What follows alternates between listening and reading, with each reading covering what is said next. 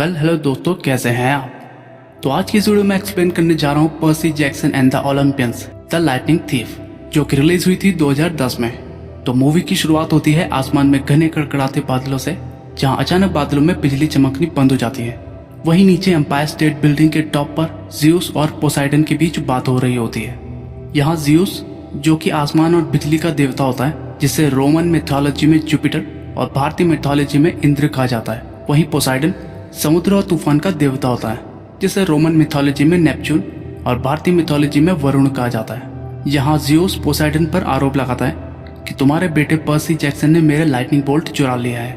ऐसे में पोसाइडन अपने भाई को बताता है कि पर्सी ऐसा नहीं कर सकता, क्योंकि वो तो अभी खुद की सच्चाई के बारे में भी नहीं जानता।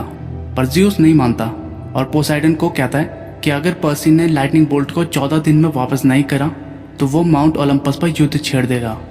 अब सीन शिफ्ट होता है स्विमिंग पूल में बैठे पर्सी जैक्सन पर, जहां वो पिछले 7 मिनट से सांस रोककर बैठा होता है। यहाँ बाहर पर्सी का एक दोस्त भी होता है, जिसका नाम ग्रोवर होता है, जो पैरों से अपाहिज होता है। यहाँ पर्सी को डिसलेक्सिया नाम की एक बीमारी होती है, जिस वजह से उसे सामने लिखी चीजें समझ नहीं आती।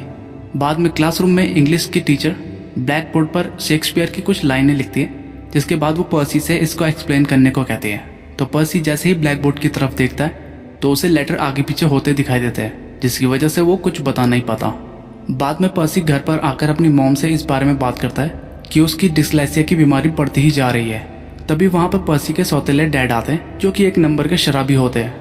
यहाँ वो पर्सी के सामने उसकी मॉम के साथ बदतमीजी भी करता है। यहाँ बाद में पर्सी अपनी मॉम से पूछता है कि आप इस सुअर के साथ क्यों रह रही है, जो ढंग की नौकरी भी नहीं करता, आप इसे छोड़ क्यों नहीं देते। इस पर पर्सी की मॉम कहती है कि इसके साथ रहना हमारे लिए फायदेमंद है और एक दिन तुम ये बात जरूर समझ जाओगे।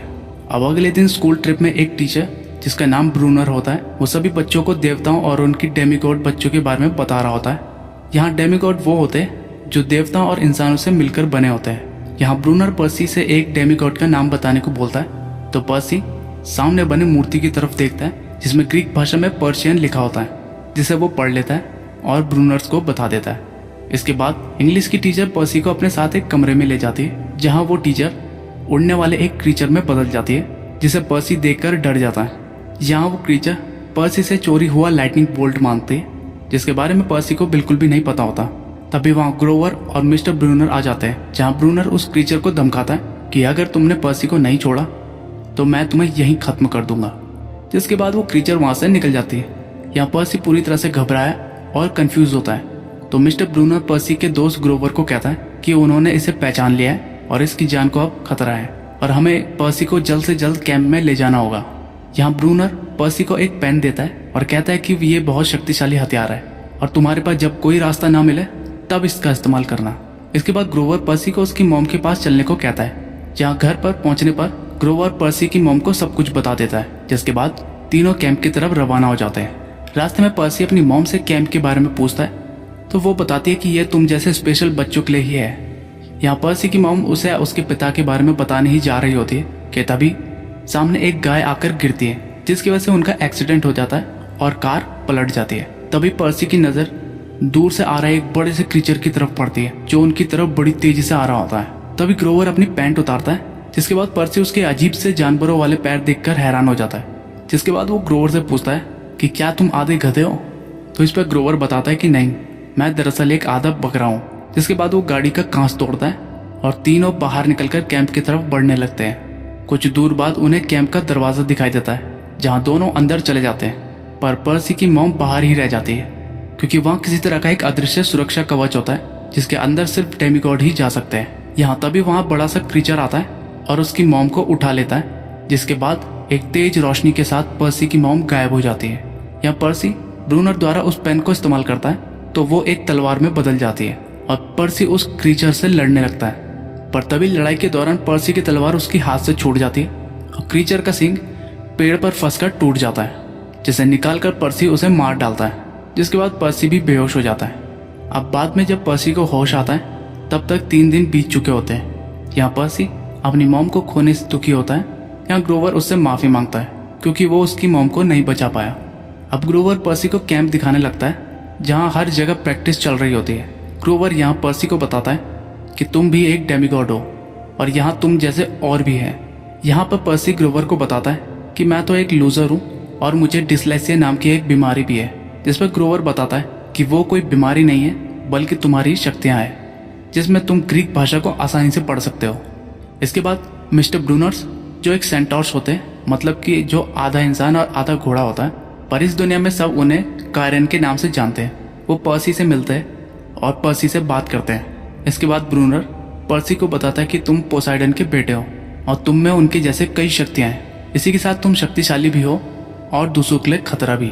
यहाँ पर पर्सी बोलता है कि मैं किसके लिए खतरा हो सकता हूँ, तो ब्रूनर बताता है पोसाइडन के भाई ज़्यूस और हेडिस के लिए। इसीलिए तुम्हारी माँ ने उस आदमी से शादी की थी जिसकी गंदी बदबू ने तुम्हारे साफ खून को छुपा कर रखा था, ताकि तुम्हें कोई तकलीफ ना हो सके और कोई तुम्हें मार ना सके। यहाँ पर्सी पूछता है कि मैं यहाँ कर क्या रहा हूँ, तो ब्रूनर बताता है कि तुम्हारी जान खतरे में है, क्योंकि पोसाइडन के भाई ज़्यूस को लगता है कि उसका लाइटनिंग बोल्ट तुमने चुराया है, और अगर वो लाइटनिंग बोल्ट उसे 10 दिन में वापस नहीं किया तो पृथ्वी पर हर जगह युद्ध और तबाही होगी, जिसकी वजह से पृथ्वी पर मानवता का पूरी तरह से अंत हो जाएगा। अब थोड़ी देर बाद पर्सी की ट्रेनिंग शुरू होती है, जिसमें एक खेल खेला जाता है। यहाँ 2 टीम होती है, एक ब्लू और दूसरी लाल। इस खेल में जो सबसे पहले सामने वाली टीम के झंडे को हासिल कर लेगा वो टीम जीत जाएगी। अब पर्सी ब्लू टीम में चुना जाता है। वहीं सामने वाली टीम में एक लड़की जिसका नाम एनाबेथ होता है, जो दिमाग की देवी एथेना की बेटी होती है, जो कि एक कमाल की योद्धा होती है। अब खेल शुरू होता है, जहाँ पर्सी किसी तरह बचते हुए नदी किनारे पहुंचता है, जहाँ उसे वो लाल झंडा दिखाई देता है, जिसे लेने के लिए वो आगे बढ़ता है। पर सामने से एनाबेथ आती है जो पर्सी को घायल करती है। तभी पर्सी को उसके पिता की आवाज़ आती है कि तुम पानी की तरफ जाओ, जिसके बाद पर्सी खुद को पानी की मदद से ठीक कर लेता है और वो एनाबेथ से फिर से लड़ने लगता है, जिसमें वो एनाबेथ को इस बार हरा देता है और उनका झंडा निकाल देता है, जिससे ब्लू टीम जीत जाती है। अब रात के वक्त आग में से एक बड़ा सा क्रीचर आता है जो पोसाइडन का भाई हेडिस होता है, जो पर्सी से वो लाइटनिंग बोल्ट मांगता है और बदले में वो उसकी माँ उसे दे देगा। यहाँ पर्सी कहता है कि उसकी माँ मर चुकी है, तो इस पर हेडिस बताता है कि नहीं, उस लड़ाई में मैंने तुम्हारी माँ को अपने पास बुला लिया था। यहाँ हेडी पर्सी को कहता है कि अगर तुम अपनी माँ को जिंदा देखना चाहते हो तो लाइटनिंग बोल्ट को मेरे पास ले आना, जिसके बाद वो वापस चला जाता है। अब रात के वक्त पर्सी अपनी मॉम को छुड़वाने के लिए वहाँ से निकलने लगता है, तो ग्रोवर और एनाबेथ भी साथ में चलने लगते हैं, जहाँ वो लूक से मिलते हैं जो उन्हें पाताल जाने का रास्ता बताता है। पर जाने से पहले वो उन्हें एक मैप देता है, जिसकी बदौलत उन्हें 3 मोती ढूंढने होते हैं ताकि वो वहाँ से वापस आ सके। यहाँ लूक पर्सी को उड़ने वाला जूता भी देता है और अपनी एक ढाल।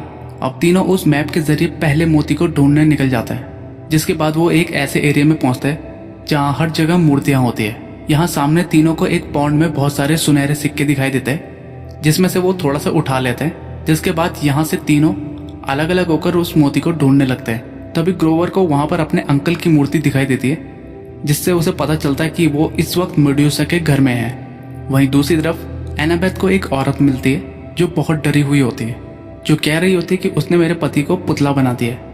तभी वहाँ पर मेडुसा आ जाती है, जिसको देखते ही वो औरत पत्थर बन जाती है।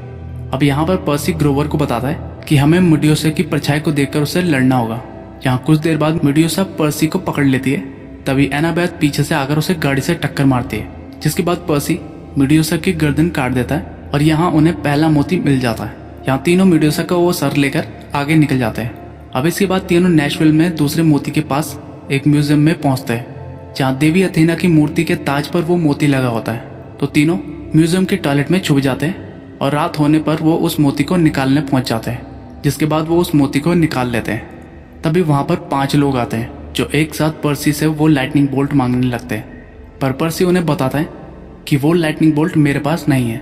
जिसके बाद वो पांचों एक साथ मिलकर एक 5 सिर वाला ड्रैगन बन जाते हैं, जिसका नाम हाइड्रा होता है, जो उन पर हमला करने लगता है। इस जीव की खासियत ये है कि ये अपने मुंह से आग निकाल सकता है, और दूसरा ये कि इसकी एक गर्दन काटो तो उसकी जगह 2 और आ जाते हैं, और इसी के साथ उसका गुस्सा भी बढ़ता है। अब तीनों किसी तरह दरवाजे तक पहुंचते हैं, पर दरवाजा नहीं खुलता। तो ग्रोवर मेडुसा का सर निकालकर सामने रखता है, जिसकी वजह से हाइड्रा वहीं पर पत्थर बन जाता है। अब यहाँ से तीनों तीसरे मोती की तलाश में आगे निकल जाते हैं, जहाँ वो लास वेगास के लोटस कैसीनो में पहुँचते हैं, जहाँ उन्हें तीसरा मोती मिलना होता है। जहाँ एक वेटरस उन्हें एक लोटस फ्लावर डिश खिलाती है, जिस वजह से वो अपना मिशन भूल जाता है और मस्ती करने लगता है। काफ़ी देर बाद पर्सी को एक आवाज़ आती है जो कि उसके डैड की होती है, जहाँ वो बोलते हैं कि पर्सी इस फूल को मत खाओ, ये तुम्हारे सेंसेस डल कर देगा और तुम हमेशा के लिए यहाँ कैद हो जाओगे। यहाँ तभी वेट्रेस फिर से वो फूल खाने को बोलती है, पर इस बार पर्सी मना कर देता है। तभी पर्सी की नज़र उस मोती पर पड़ती है। ऐसे में पर्सी किसी तरह अपने दोस्तों को वो फूल खाने से रोकता है और तीनों वहाँ से जाने लगते हैं। पर यहाँ के गार्ड्स को उन लोगों पर शक हो जाता है और वो उन्हें रोकने की कोशिश करने लगते हैं, पर तीनों उस मोती को उठाकर वहाँ रखी कार में बैठकर वहाँ से निकल जाते हैं। अब जाते वक्त उन्हें पता चलता है कि कल 21 जून है, जिसका मतलब कि वो पिछले 5 दिनों से एक जगह पर थे और अब उन्हें कल रात 12 बजे से पहले जियोस को वो लाइटनिंग बोल्ट पहुंचानी होगी। इसके बाद तीनों हॉलीवुड पहुंचते हैं, जहां उन्हें एक रास्ता मिलता है जिसके जरिए होते हुए उन्हें अंदर एक नाविक मिलता है जो उन्हें बताता है कि वो उनके मरने के बाद ही उन्हें पाताल ले जा सकता है। यहाँ तीनों उसे वो सोने के सिक्के देते जो उन्होंने मेडुसा के घर से लिए होते हैं, जिसके बाद वो नाविक उन्हें हेडिस के घर के बाहर छोड़ देता है, जहाँ से तीनों अंदर चले जाते हैं। अब यहाँ अंदर तीनों को 2 खतरनाक जानवर घेर लेते हैं, पर तभी वहाँ पर एक लेडी आती है जो हेडिस की पत्नी होती है, जिससे हेडिस ने जबरदस्ती शादी की होती है। यहाँ पर्सी हेडिस से मिलता है, जो पर्सी से वो लाइटनिंग बोल्ट मांगता है, पर पर्सी कहता है कि लाइटनिंग बोल्ट मेरे पास नहीं है। यहाँ हेडिस गुस्से में आ जाता है और वो पर्सी की मॉम को वहाँ पर लाता है और उसे जान से मारने की धमकी देने लगता है। यहाँ पर्सी अपनी ढाल फेंककर अपनी माँ के गले लगता है। तभी हेडिस की नज़र उस ढाल पर पड़ती है जिसमें वो लाइटनिंग बोल्ट छुपा हुआ मिलता है। इसके बाद हेडिस सबको आत्माओं के हवाले करने लगता है, पर इससे पहले हेडिस की पत्नी उस लाइटनिंग बोल्ट को छीनकर हेडिस पर हमला कर देती है, जिससे हेडिस वहीं पर बेहोश हो जाता है। अब वो तीनों को वो लाइटनिंग बोल्ट देती है और उन्हें वहां से जाने को कहती है, पर सिर्फ 3 मोती होने की वजह से क्रोवर वहीं रुक जाता है। अब इस मोती को इस्तेमाल करने के लिए उन्हें इसे अपने पैर के नीचे कुचलना होता है और जहां जाना चाहते हैं बस वहां के बारे में सोचना होता है। जिसके बाद तीनों एम्पायर स्टेट बिल्डिंग के ऊपर पहुंचते हैं, जहां पर्सी की मॉम उसे ओलंपियस जाने का रास्ता दिखा रही होती है कि तभी वहां पर लूक आ जाता है। यहाँ लूक उनके जन्म से जिंदा लौट आने से हैरान होता है। यहाँ लूक बताता है कि उसने जानबूझकर वो लाइटनिंग बोल्ट पर्सी की ढाल में छुपाया था ताकि हेडिस के जरिए सभी देवताओं को आपस में लड़वाया जाए, जिससे सत्ता देवताओं के हाथ से हटकर हमारे हाथ में आ जाए।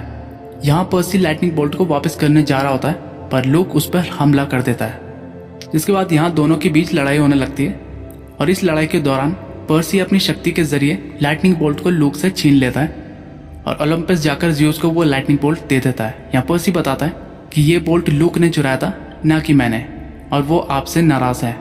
यहाँ पर्सी जियोस से पाताल में फंसे अपने दोस्त को छुड़वाने को कहता है, तो जियोस मान जाता है। जिसके बाद यहाँ पोसाइडन अपने बेटे से बात करता है, जिसमें वो अपने बेटे के साथ ना रहने की बात के लिए माफी मांगता है। अब आखिर में पर्सी अपनी मॉम को गले लगाता है और कैंप में वापस चले जाता है। यहाँ कैंप में ग्रोवर भी होता है, जिसकी अब सींग निकल आई होती है। जिसके बाद पर्सी अपनी एक बार फिर से ट्रेनिंग शुरू करता है और इसी के साथ मूवी यहीं पर खत्म होती है। तो दोस्तों, आपको ये Percy Jackson and Olympus the lightning thief movie कैसे लगी, ये आप कमेंट सेक्शन में कमेंट करके बता सकते हैं। और अगर ये वीडियो आपको पसंद आई हो तो एक लाइक तो बनता है बॉस।